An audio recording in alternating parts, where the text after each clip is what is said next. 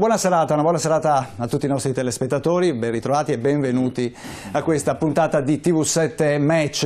L'addio a Marco Pannella, oggi la Camera Ardente, domani i funerali, una scomparsa dopo una lunga malattia di una figura, come dicevo prima della sigla, sicuramente storica per il nostro Paese. Tante le sue battaglie con il Partito Radicale, ricordiamo quelle più famose, ovviamente l'aborto, il divorzio, ma poi i diritti civili, la non violenza, le carceri, la giustizia, solo per citarne alcune. Marco Pannella lascia sicuramente un grande vuoto anche per la sua capacità propositiva per la politica e anche di stimolo per quella che era la società, la sua capacità di ascoltare e di capire quali potevano essere effettivamente le necessità dei cittadini. Ricordiamo anche la sua battaglia per la dolce morte, l'eutanasia. Si è battuto a lungo per questo. Ne parliamo in questa prima parte di TV7 Match. Lo facciamo con gli ospiti che ho in studio. Ve li presento subito. Inizio alla mia sinistra, il professor Filippo Maria Pontani. Buonasera professore, grazie di essere tornato qua nei nostri studi. Docente di filologia classica all'Università Ca' Foscari di Venezia. Al suo fianco Jacopo Berti. Buonasera. Buonasera a tutti. Buonasera Jacopo, capogruppo in Consiglio regionale del Movimento 5 Stelle, Consiglio regionale Veneto. Il nostro editore Ermanno Casen, buonasera editore, e grazie anche a lei. Al suo fianco Luciano Greco, docente di economia all'Università di Padova. Buonasera anche lei, professore. Allora, abbiamo, dicevo, l'eroe dei diritti civili, tante le sue battaglie, ricordiamo di tanti scioperi della fame, della sete, un uomo che si è battuto per i diritti. E sicuramente anche una figura che mancherà alla politica italiana. Allora noi qua in studio abbiamo anche due quarantenni, diciamo che quindi magari non avete proprio vissuto in prima persona i periodi del divorzio, dell'aborto, le grandi battaglie, i referendum che ci sono stati, ricordiamo, grandi confronti in periodi tra l'altro caldi del nostro Paese, però sono state battaglie che hanno cambiato la nostra società, assolutamente. Però appunto sarà interessante poi sentire qual è il vostro punto di vista su questa figura sicuramente molto molto particolare. Però io vorrei aprire con un ricordo di Marco Pannella che è stato ospite qua nei nostri studi non più tardi di 2 anni fa, periodo di dicembre, per parlare di giustizia. È stato ospite proprio in questo studio, allora conduceva il mio collega Giorgio Borile, però c'era il professor Ermanno Casen in studio, che ha avuto modo di conoscere molto bene Marco Pannella, e darei a lei il compito di aprire questa trasmissione con 2 parole, diciamo così, per spiegare un po' di più forse chi era Marco Pannella e cosa è stato. Ma io credo che Marco Pannella sia difficile da descrivere. È una figura che è fuori dal tempo e fuori dal normale livello politico che c'era allora e che c'è tuttora. Marco Pannella è un rivoluzionario pacifista. È un rivoluzionario che si batteva contro i mulini a vento. Si batteva contro le situazioni impossibili. Ma la cosa strana è che ogni volta vinceva, soprattutto in un'Italia, quella degli anni 60-70, che a proporre il concetto di divorzio era più di una rivoluzione. Era inconcepibile da parte dei partiti, soprattutto dai 2 partiti principali, che erano la Democrazia Cristiana e il Partito Comunista. La Democrazia Cristiana ovviamente era per la famiglia e per l'unione e la conservazione della famiglia a qualsiasi costo. Il Partito Comunista non poteva accettare di appoggiare una situazione di questo genere, anche se poi diciamo che la popolazione italiana era molto sensibile e preparata in questo problema, pur essendo stato un argomento assolutamente dimenticato e non mai sollevato dalla politica. Perché il Partito Comunista allora si diceva fosse quello che disfava le famiglie e che mangiava i bambini. Quindi se quel partito avesse proposto un referendum o una legge sul divorzio sarebbe stato il massimo dell'autosacrificio, no? E quindi il Partito Comunista non entrava assolutamente, neanche marginalmente, in un argomento di questo genere. La Democrazia Cristiana lo affossava. E allora nasce questo movimento, che è appunto quello radicale, che propone l'impossibile. E non è appoggiato dai partiti, perché nessuno dei due poteva, uno non poteva appoggiarlo, l'altro non voleva e lo avversava. E quando si arriva al referendum, che poi è uno dei più grandi referendum che è avvenuto, perché la densità della popolazione era tale per cui, diciamo, la percentuale di gente che va a votare è altissima, la popolazione decide a favore del divorzio. Perché si erano create situazioni impossibili allora, con persone che erano costrette a vivere assieme ad ogni costo e spesso si trasformava questa unione in tragedia. Quindi bisognava che lo Stato intervenisse per poter fermare questa cosa. E intervenne, fece una legge che poi successivamente fu modificata, ma che comunque fu accettata dagli italiani come un passo avanti. E fu un momento in cui il popolo italiano diede lezione alla politica. A questo poi si unì l'altro problema molto grosso, che era una tragedia, quello dell'aborto. Dell'aborto, sì. Al di là di quello che può essere il concetto dell'aborto, che è sempre negativo di per sé, però si creano volutamente o non volutamente delle situazioni che sono insostenibili. E quindi anche questa legge entrava nel merito di una situazione che costringeva le donne ad andare a abortire, certo, in maniera presso clandestina, le mammane, piuttosto che doveva andare in Svizzera, piuttosto che andare in altri paesi, e spesso la donna moriva di parto, di aborto. E quindi anche questo andava regolamentato. E abbiamo questo inizio. Però qui abbiamo una carenza della politica, perché accanto all'aborto doveva nascere una serie di misure di sostegno della donna che non si trovasse, soprattutto a quell'epoca, non si trovasse vessata da una decisione di questo genere, ma soprattutto non si sentisse emarginata dal fatto che era rimasta incinta. Oggi la cosa non si può capire, ma allora era una tragedia per una donna che restava incinta e non era sposata e non aveva tutti i mezzi per poter sostenere il figlio. Lì bisognava che si creasse un istituto che aiutasse le donne a superare questa cosa, e ci vorrebbe ancora oggi. Ma non c'è, e qui la politica ha mancato e continua a mancare. Certo. Allora adesso iniziamo a sentire la voce di Marco Pannella, che nonostante appunto quando è intervenuto avesse ormai superato comunque gli 80 anni, mantiene comunque la sua grandissima verve e la sua, tra l'altro sicuramente particolare come dire, enfasi nei suoi interventi. Sentiamo in questo suo breve intervento riguardo le carceri e la giustizia. Sentiamo.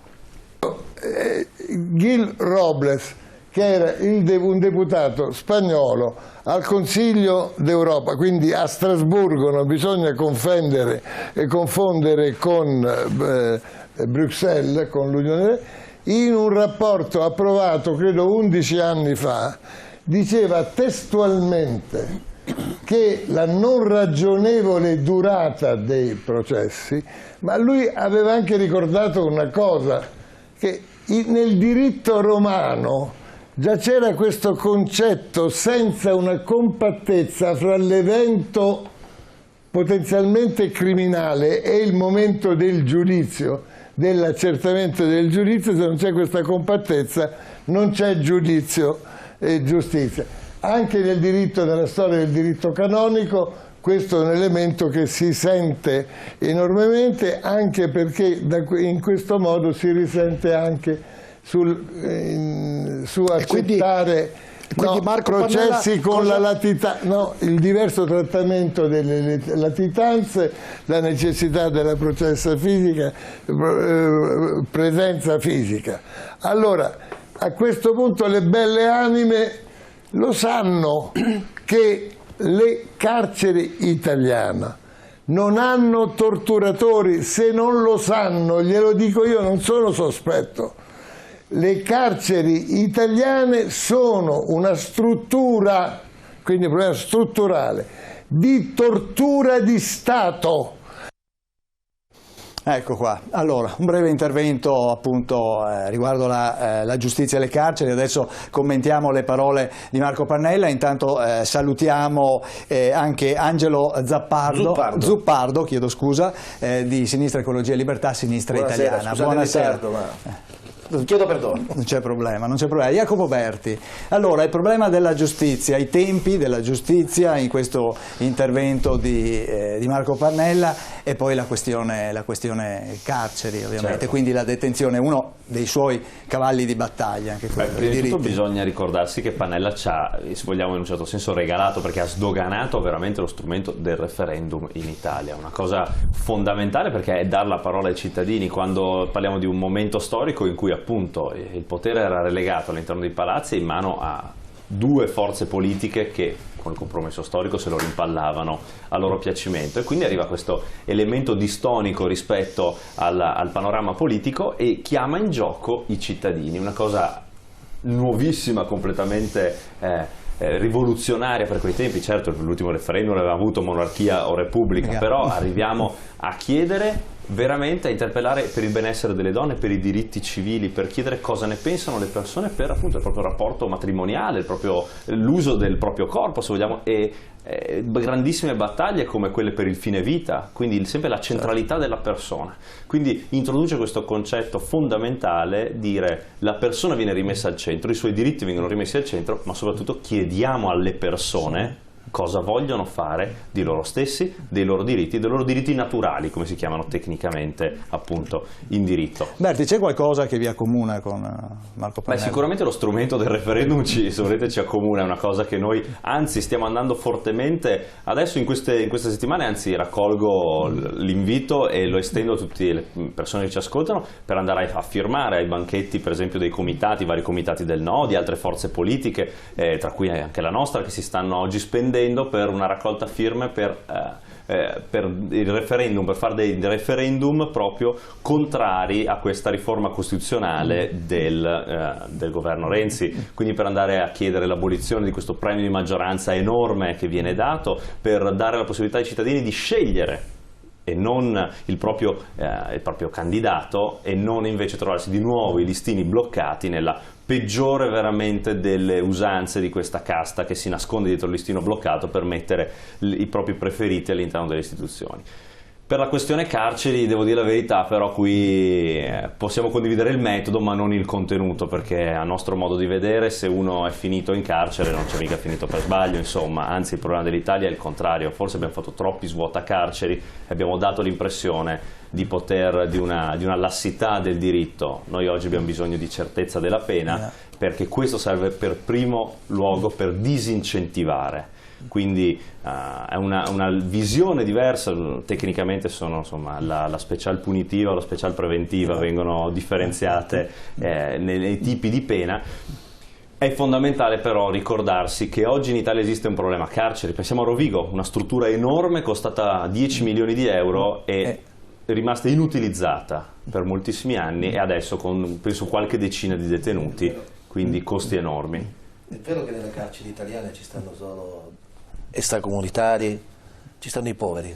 Il dramma della giustizia italiana è questo, che è un sistema giudiziario che mette in galera i poveri. Chi ha i soldi in galera non ci va. No? Cioè, è un sistema giudiziario che nella sua farraginosità punisce, abbiamo il reato di clandestinità, siamo l'unico paese al mondo che si punisce una condizione sociale, non un'azione che costruisce un dolo o alle persone o alle cose. E in questo probabilmente, se mi permette per intrecciare una discussione, Pannella è davvero un antisegnale del Movimento 5 Stelle, posizioni liberiste, un uso spregiudicato della televisione, una capacità di cogliere le contraddizioni del sistema politico, una certa antipolitica, nessuna base sociale e culturale di riferimento, e in questo è la straordinarietà del nostro sistema. È una persona però onesta, che purtroppo per l'Italia è mercenaria in politica. Certo. Greco, allora, come vuole ricordare lei Marco Pannella? Un ricordo forse strano, perché magari lo si ricorda più per le cose che abbiamo detto oggi. Il discorso che fece in Parlamento quando il governo Ciampi, che era il governo che aveva salvato un po' l'Italia dopo il crollo della lira nel 93, insomma, dopo Amato, insomma, si dimise in maniera in controtendenza rispetto a tutto quello che pensavano tutti, che quello era il Parlamento dei corrotti, era il Parlamento degli inquisiti, era il Parlamento che quindi bisognava mandarlo a casa perché non c'era più niente da fare. Però grazie, diciamo, a questa pressione sociale fortissima che all'epoca c'era, che era la pressione sociale di Tangentopoli, era il Parlamento che comunque aveva iniziato a porre rimedio su alcuni problemi molto importanti, fra cui il risanamento della finanza pubblica, ma anche altre questioni non secondarie, anche nel merito dei problemi di giustizia, eccetera. E Pannella, in contrasto con tutto il sistema mediatico e politico italiano che riteneva quel Parlamento delegittimato, diceva no, questo proprio perché è un Parlamento debole di fronte all'opinione pubblica, è un Parlamento che avrà la capacità, e con il governo Ciampi aveva dimostrato in pochi mesi di fare quello che oggi sarebbe anche impensabile, se qualcuno ricorda. Io ero uno studente universitario, quindi all'epoca questa cosa mi aveva molto stupito, di una persona che era stata sempre fuori dalle istituzioni, lottava contro il palazzo, che a un certo punto diceva no, questo è il caso in cui questo governo ce lo dobbiamo tenere perché è un buon governo. Ed era un atteggiamento un po' strano. Secondo me l'altro pensiero interessante è che oggi chiaramente c'è questo atteggiamento agiografico nei confronti di una personalità politica, sicuramente di grandissimo spessore, quindi tutti hanno la tendenza, e questa è la grandezza della persona, a richiamarsi in qualche maniera anche persone un po' sospette, diciamo, all'eredità radicale. È una persona che sicuramente ha, appunto, poi nel merito si possono avere opinioni difformi. Secondo me la grande incompiuta, se dobbiamo dirla tutta, del movimento di Pannella è la trasformazione del sistema politico. Io ero studente universitario ed ero uno di quelli affascinati da questa idea che la partitocrazia era il male del paese, no? Ecco, dopo una ventina d'anni, diciamo, di attacco al sistema della partitocrazia, oggi ci troviamo con un sistema di partiti che praticamente non esiste più come era quello di una volta, dove i partiti erano molto forti, strutturati, potenti. Una volta si rubava per i partiti sostanzialmente. Oggi invece, dopo la cura, in un certo senso, si ruba però per se stessi. Quindi questo, secondo me, è la grande incompiuta. La lotta contro, per esempio, il finanziamento pubblico, che poi è diventata lotta di tutti i partiti politici, il Movimento 5 Stelle da questo punto di vista, senza guardare invece che anche il finanziamento privato è una fonte di corruzione del sistema politico. Anzi, se ascoltiamo quello che succede negli Stati Uniti, dove tutto è privato, i grandi finanziamenti privati però distorcono le scelte collettive. Se posso aiutarti? Sanders, che è un miracolo, stiamo parlando di uno che in America chiede la sanità pubblica, sarebbe considerato da noi aveva cercato di farla anche Obama, un comunista ma non c'è riuscito. da mettere nelle patrie galere, cioè per le posizioni che esprime Sanders. Negli Stati Uniti d'America dice che se non c'è il finanziamento pubblico ai partiti, la democrazia americana trova il fenomeno del lobbismo come un elemento normale della democrazia, e su questo sta costruendo un successo straordinario. Sì. Io, per completare, io non sono favorevole al finanziamento pubblico, dico solo che ogni euro, e questa è la grande incompiuta secondo me della grande rivoluzione radicale, che comunque è una rivoluzione che ha attraversato, effettivamente è stata di una grande efficacia, cioè con praticamente un partito che non... Certo, non perché poi questa è la battuta che ha fatto sul 5 Stelle, e noi con 150 deputati parlamentari avremmo fatto la rivoluzione. Però il punto fondamentale è questa grande rivoluzione che effettivamente c'è stata, perché il ruolo cioè, tutte le grandi modifiche del nostro sistema politico sono passate dai referendum, e quindi questa grande rivoluzione è incompiuta sull'ultimo pezzo, cioè io penso che ogni euro che finisce nel sistema politico per finanziare la politica sia pubblico e quindi vada regolato con trasparenza. Oggi noi abbiamo una legge che ha fatto un passo in avanti in un certo senso sul sistema di finanziamento, eliminando il finanziamento privato eccetera, però è una legge che consente l'anonimato del finanziatore di fatto.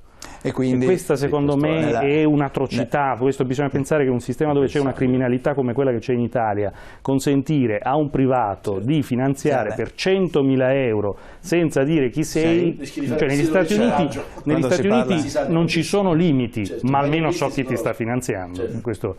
E questo secondo me è un punto su cui chi vuole riprendere l'eredità di Marco Pannella dovrebbe lavorare in questa direzione, la trasparenza del sistema di finanziamento della politica. Certo. Mi permetto dopo di prego. Abbiamo presentato ieri, chiedo scusa, non volevo togliere la parola, però proprio ieri abbiamo presentato un decalogo di regole, così chiamate la Carta dell'Onestà, dove uno di questi punti è esattamente la trasparenza totale assoluta e il divieto e il diniego immediato di celarsi dietro fondazioni, fiduciarie o quant'altro per poter finanziare le proprie operazioni politiche, perché è giusto, se uno vuole ricevere dei finanziamenti in uno Stato dove insomma la libertà deve essere totale e assoluta, uno può richiederli e poi dovrà rispondere ai propri elettori e non ai finanziatori, ma soprattutto l'elettore deve sapere chi ti sta finanziando e perché. Da noi il finanziamento medio sono 5 euro e vengono dati da privati cittadini, però è tutto online, uno lo può guardare e riteniamo che questo sia appunto un buon costume che andrebbe condiviso. Certo. Filippo Maria Pontani, sentir parlare Marco Pannella adesso ci si rende conto comunque che i politici di oggi non ce ne sono più di così. Sì, forse lui è uno degli ultimi esponenti di un'epoca passata in cui alcuni, non tutti naturalmente, alcuni uomini politici avevano degli ideali che trascendevano anche un po' il loro particolare, perlomeno elettorale, però è da dire che adesso siamo anche onesti e sobri. Pannella e il suo movimento, soprattutto nella fase che io ho conosciuto, che è la fase calante, perché io negli anni 70 chiaramente non c'ero, o comunque ero troppo piccolo, è stato un grande trasformista. Si può dire con chiarezza che una persona che sostiene con Berlusconi in un'elezione dopo sostiene Romano Prodi, vuol dire che ha chiaramente degli ideali e dei momenti su quali possiamo essere d'accordo o non d'accordo, ma chiaramente antepone, diciamo, questo alla coerenza di uno schieramento che in quell'epoca soprattutto era uno schieramento di campo che comportava un certo tipo di conseguenze. Cioè, evidentemente appunto per Pannella e per il suo movimento queste cose non erano fondamentali. Questo un poco suscitava del sospetto, anche perché uno dei problemi che in me perlomeno, uno dei problemi che è stato sollevato è la sua fede sostanzialmente nel libero mercato. Cioè, è un liberista sostanzialmente, e io devo dire che su questo io non ho mai seguito, cioè questa cosa, e la fede nel libero mercato comporta anche una forse cecità nei confronti dei sistemi di contrappeso che prima veniva evocata, appunto, e questo secondo me è un limite. L'altro grande limite che io ho visto soprattutto, appunto, ripeto, nella fase parabola discendente, negli ultimi anni di Pannella, il fatto di aver insistito a creare un partito, a governare un partito come un padre padrone. Questa è una cosa che tutti gli hanno rimproverato, naturalmente, e di fatto non essere stato in grado di creare una classe politica alla sua altezza. Non ci sono successori, il partito di fatto tolto lui ed Emma Bonino, che naturalmente si è associata nella direzione, era di fatto un partito quasi personale, forse anche da certi punti di vista un po' un antesignano dei partiti personali, e su questo secondo me questo, diciamo, fa torto, è un peccato perché fa torto a un'elaborazione teorica che c'è stata, perché per il Partito Radicale sono passati molti ingegni, cioè è passato Vittorini, è passato Pasolini, è passato Silone, è passata tanta gente di diverse estrazioni, di destra, di sinistra, è stato un laboratorio, diciamo, politicamente interessante, ma il fatto che però poi sia stato così fortemente contrassegnato a livello di scelte politiche dalla sua personalità forse ne ha un po' limitato l'efficacia. Detto questo, lui, cioè i radicali e Pannella prima di tutti vanno ringraziati in maniera eterna, perché sono stati gli unici coerenti sostenitori di una politica anticlericale in questo Paese, e secondo me un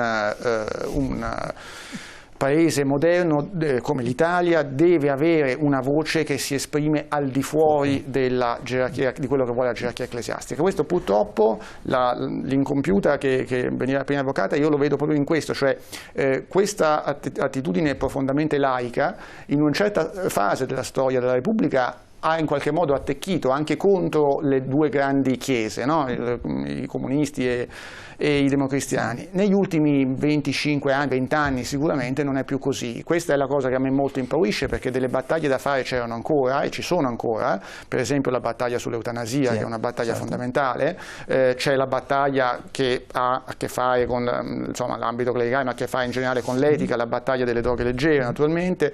Tutte queste battaglie diciamo evidentemente negli ultimi 20 anni hanno perso mordente nella società, perché probabilmente la società si è da questo punto di vista un po' involuta, e la politica, soprattutto la politica con essa.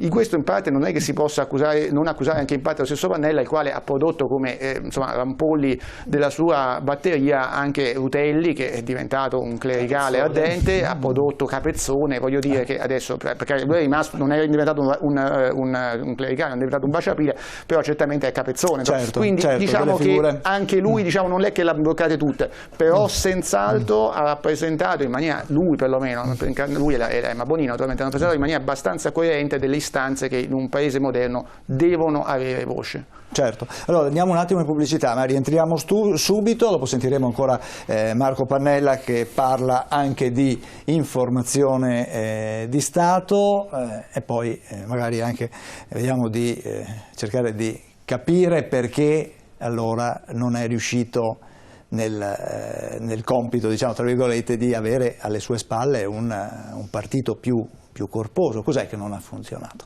Dopo la pubblicità.